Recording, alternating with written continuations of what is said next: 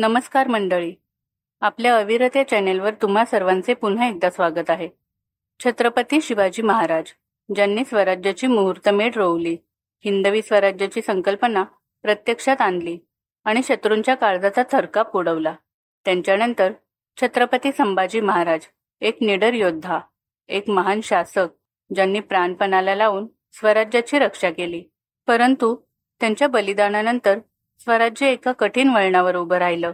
त्याचवेळी केवळ 19 वर्षाचे छत्रपती राजाराम महाराज यांनी ज्या परिस्थितीत मोगलांच्या प्रचंड सैन्याचा मारा सुरू होता व मराठ्यांच्या स्वराज्यावर संकटाचं सावट होतं, त्या परिस्थितीतही त्यांनी धैर्याने, बुद्धीने आणि अफाट पराक्रमाने स्वराज्य वाचवलं.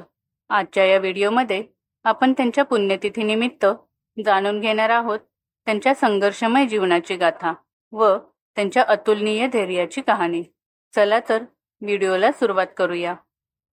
छत्रपती राजाराम महाराज हे छत्रपती शिवाजी महाराजांचे कनिष्ठ पुत्र आणि मराठेशाहीतील तिसरे छत्रपती.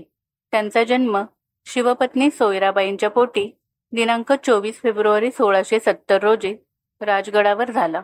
छत्रपती शिवाजी महाराजांच्या मृत्यूनंतर ज्येष्ठ पुत्र संभाजी महाराजांचा राज्याभिषेक झाला. 11 मार्च 1689 रोजी छत्रपती संभाजी महाराजांची निर्घृण हत्या करण्यात आली. या प्रसंगामुळे संपूर्ण मराठी स्वराज्य हादरले. अशा कठीण प्रसंगी सारासार बुद्धीने विचार करू शकतील असे काही लोक छत्रपती शिवाजी महाराजांनी अगोदरच मिळवून ठेवले होते.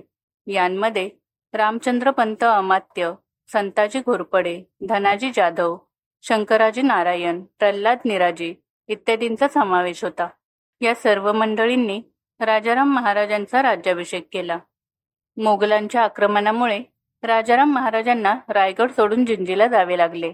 छत्रपती संभाजी महाराजांच्या पाडावाने औरंगजेबाला आनंद झाला असला तरी राजाराम महाराजांना कैद न झाल्याची गोष्ट त्याला खटकत होती. त्याने दक्षिणेत उतरून आदिलशाही आणि कुतुबशाहीचा पाडाव केला होता. या प्रसंगानंतर तो विजापूरकडे मोगल सैन्याला प्रोत्साहन देण्यासाठी निघून गेला. त्याचा उद्देश असा होता की उत्तरेतून येणाऱ्या मराठी सैन्याच्या वाटा अडविणे. तेथून पुढे औरंगजेबाने ब्रह्मपुरीला येऊन मराठ्यांचे गडेकोट घेण्याची मोहीम सुरू केली. छत्रपती संभाजी महाराजांच्या मृत्यूनंतर कठीण परिस्थितीत मराठ्यांचे नेतृत्व करण्याची जबाबदारी राजाराम महाराज यांच्याकडे आली. यावेळी राजाराम महाराजांचे वय अवघे 19 वर्ष होते. राजाराम महाराज रायगडावरून निघून नोव्हेंबर 1689च्या पहिल्या आठवड्यात जिंजीला पोहोचले. तेथे पोहोचल्यावर हडबडून न जाता त्यांनी स्वतःवर नियंत्रण ठेवले. मराठ्यांनी जिंजीलाच राजधानी केली. जिंजीला 3 लक्ष होणांचा खजिना होता. तो मराठ्यांनी ताब्यात घेतला. महाराजांनी जिंजीला राजदरबार भरविला. त्यांनी रामचंद्रपंत अमात्यांना हुकुमतपणा हा किताब दिला. संताजी आणि धनाजी यांची सेनापतीपदी नियुक्ती केली. शंकराजी नारायण, नेमाजी शिंदे, हनुमंतराव घोरपडे अशा विश्वासू माणसांना बरोबर घेऊन त्यांनी जिंजीवरून राज्यकारभारास सुरुवात केली. जिंजी हा बलाढ्य दुर्ग जिंकून घेण्याची जबाबदारी झुल्फिकार खानावर होती. राजाराम महाराजांना पराभूत करण्यासाठी तो बलाढ्य फौज घेऊन जिंजीला आला आणि किल्ल्याला वेढा दिला. हा वेढा सलग 8 वर्ष चालू होता. राजाराम महाराजांनी झुल्फिकार खानाला अधूनमधून तहाची बोलणी करून झुलवत ठेवले होते आणि हा वेढा यशस्वीपणे हाताळला. राजाराम महाराजांच्या नेतृत्वाखाली 30 ते 35 हजार मराठे सैन्य जमा झाले. हे सैन्य संताजी आणि धनाजी यांच्यामध्ये विभागले गेले आणि पुन्हा मोगलांविरुद्ध लढ्यास सुरुवात झाली. संताजी आणि धनाजी यांनी या वेढ्यात मोगली अधिकाऱ्यांना जेरीस आणले. मोगल सरदार रस्तुम खान हा साताऱ्याचा अजिंक्यतारा किल्ला जिंकण्याच्या प्रयत्नात होता. तेव्हा राजाराम महाराजांनी रस्तुम खानाकडे कुमक कमी असल्याची संधी ओळखून संताजी आणि धनाजी यांना खानाच्या विरुद्ध युद्ध करण्यास पाठविले. मराठ्यांनी खानाचा पराभव केला. या लढाईत मराठ्यांना 4000 घोडी मिळाली तर खानाकडून त्यांनी 1 लक्षहून दंड वसूल केला. रस्तुम खानावरील विजयामुळे मराठ्यांचा आत्मविश्वास वाढला. जीवन मरणाच्या या संघर्षामध्ये मराठ्यांना प्रोत्साहन देणे, त्यांना पाठबळ देणे हेच मुख्य काम राजाराम महाराजांना करावयाचे होते. छत्रपती म्हणजे प्रजेचा पिता, रक्षणकर्ता. या नात्याने त्यांनी हे काम अचूकरित्या केले. येथून पुढे मराठ्यांच्या लढ्याचे लोकलढ्यात रूपांतर झाले.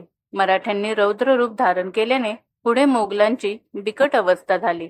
औरंगजेबाने आदिलशाही आणि कुतुबशाही संपविल्यानंतर त्याची 1689 ते 1691 ही 3 वर्ष विजापूर आणि गोवळकोंडा या प्रदेशाचा ताबा घेण्यात गेली. या कालावधीत मराठ्यांना मोठी संधी निर्माण झाली. गनिमी काव्याने युद्ध करणारे मराठे नंतर खुल्या मैदानावर लढाया जिंकू लागले. 1695 पासून औरंगजेबाला मराठ्यांच्या या उग्र रूपाची कल्पना येऊ लागली. जुल्फिकार खानाने वेढा दिल्यामुळे राजाराम महाराज जिंजीच्या किल्ल्यात अडकून पडले होते. जिंजी जिंकण्यासाठी औरंगजेबाने जादासी कुमक, तोफा आणि दारुगोळा पाठवून दिला. जिंजीला वेढा देणाऱ्या जुल्फिकार खानास गोवळकोंड्याचे राज्य मिळवण्याची सुप्त महत्वाकांक्षा होती. तो वजीर असद खानाचा मुलगा होता.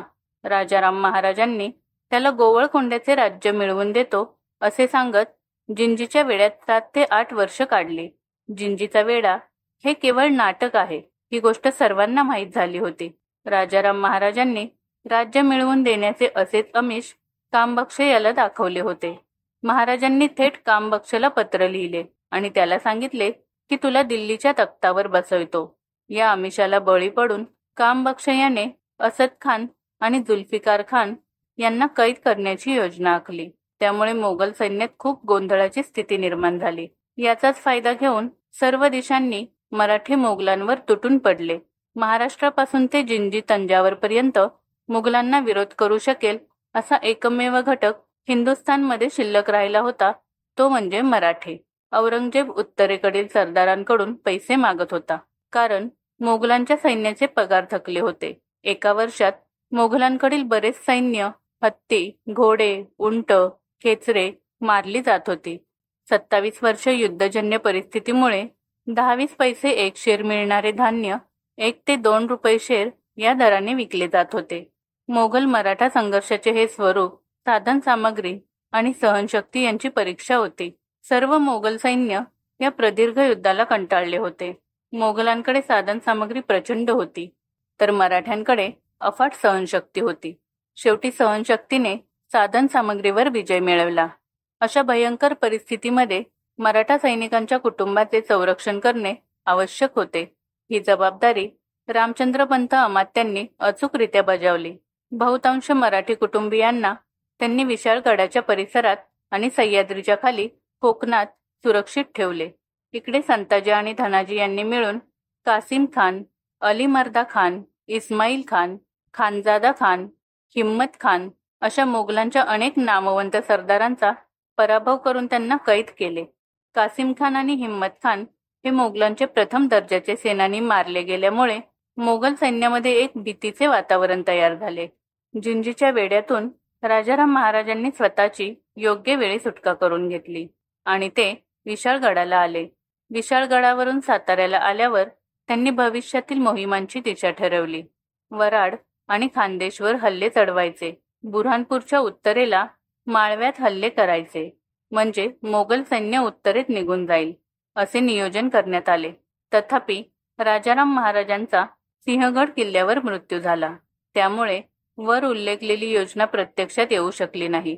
ब्रिटिश लायब्ररी लंडन येथे मॅकेन्झी संग्रहात रामचंद्रपंत अमात्यांची 2 पत्रे आहेत. ही पत्रे 1697 सालातील असून त्यातील एक राजाराम महाराजांना तर दुसरे प्रल्हाद निराजेंना लिहिलेले आहे. वरील योजनेस या पत्रांमधून दुजोरा मिळतो. राजाराम महाराजांचे मोठेपण त्यांनी वेळोवेळी घेतलेल्या निर्णयांमधून दिसून येते. त्यांनी एक महत्त्वाची गोष्ट केली, ती म्हणजे सत्तेचे योग्य विकेंद्रीकरण. मोगल साम्राज्याचे पतन होण्याचे एक कारण म्हणजे औरंगजेबाच्या हातामध्ये झालेले सत्तेचे अतिकेंद्रीकरण. लोक टिकवण्यासाठी राजाराम महाराजांना नवीन वतने द्यावी लागली. मराठा सेनापतींना हुकुमत पन्हा, वजारत माब, हिम्मत बहादूर असे किताब दिले.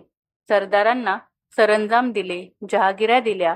एका परिपक्व आणि कसलेल्या राजाने जे कर्तव्य पार पाडायला हवे होते ते राजाराम महाराजांनी पार पाडले. राजाराम महाराजांच्या पत्रावर उमटवलेल्या 2 मुद्रा मिळतात. या दोन्ही मुद्रा संस्कृतमध्ये असून त्यामध्ये पुढील श्लोक आहेत.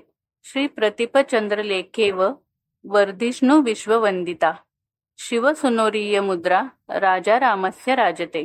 याचा अर्थ असा की प्रतिपदेच्या चंद्राप्रमाणे कलेकलेने वाढत जाणारी उत्तरोत्तर पौर्णिमेच्या चंद्राप्रमाणे परिपूर्ण होऊन सकळ विश्वाला वंद्य होणारी छत्रपती शिवाजी महाराजांचे पुत्र राजाराम महाराजांची ही मुद्रा लोककल्याणार्थ विराजत आहे। तर दुसरी मुद्रा अशी आहे, श्रीधर्म प्रद्योत्थिता शेषवर्ण दाशरथेरिव राजा रामस्य मुद्रेय विश्ववंद्या विराजते। याचा अर्थ असा की धर्माला उत्तेजन किंवा प्रोत्साहन देणारी दशरथ पुत्र श्रीरामाप्रमाणे संपूर्ण विश्वाला वंदनीय असणारी राजाराम छत्रपतींची ही मुद्रा शोभत आहे। छत्रपती राजाराम महाराज हे स्वराज्यासाठी प्राणार्पण करणारे एक महायोद्धा होते। विशाळगडावरून सुरू झालेला त्यांचा संघर्ष, जिंजीच्या किल्ल्यावरून दिलेले मोगलांना जबरदस्त प्रत्युत्तर आणि अखेरपर्यंत झगडत राहण्याचा त्यांचा निर्धार, हे सगळं आजही आपल्या हृदयात जिवंत आहे। त्यांच्या त्यागामुळे स्वराज्य अधिक बळकट झाले आणि पुढे छत्रपती शाहू महाराजांच्या कारकिर्दीत स्वराज्याचा विस्तार झाला। आज आपण छत्रपती राजाराम महाराजांना नमन करून त्यांच्या पराक्रमाचा आदर्श जपण्याचा संकल्प करूया। तर मंडळी, हा व्हिडिओ शेवटपर्यंत पाहिल्याबद्दल धन्यवाद। तुम्हाला हाच प्रेरणादायी इतिहास इतरांपर्यंत पोहोचवायचा असेल तर हा व्हिडिओ लाईक व जास्तीत जास्त शेअर करा आणि असेच व्हिडिओ पाहण्यासाठी आपल्या चॅनेलला सबस्क्राईब करायला विसरू नका। तर पुन्हा भेटूया पुढील व्हिडिओमध्ये। तोपर्यंत श्री स्वामी समर्थ।